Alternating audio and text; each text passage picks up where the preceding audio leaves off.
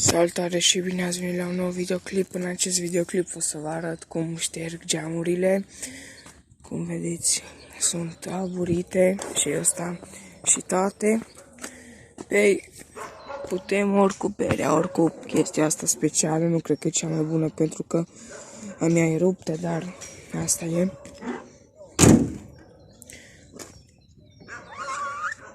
Se vede diferența.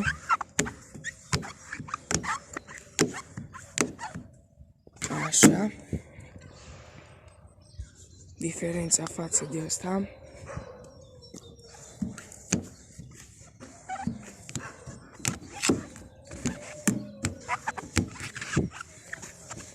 Așa.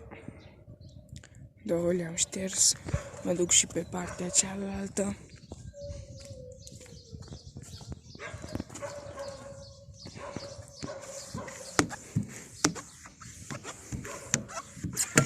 Nu știu cât de bine se vede pe filmare. Asta nu e chiar așa de avurit.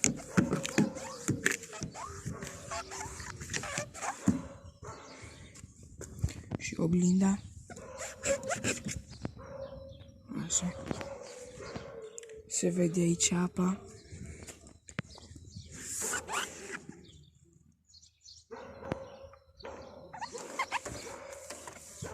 Asta e pe interior.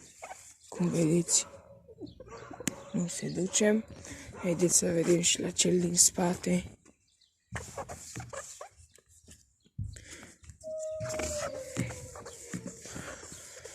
Mă rog, ăsta nu e așa aburit.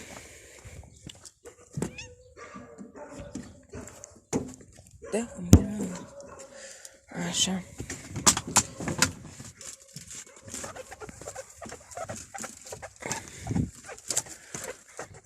O să șterg cu cârpa asta. Ai. Așa și cam așa șterg eu geamurile. Sper că v-a plăcut acest videoclip. La revedere!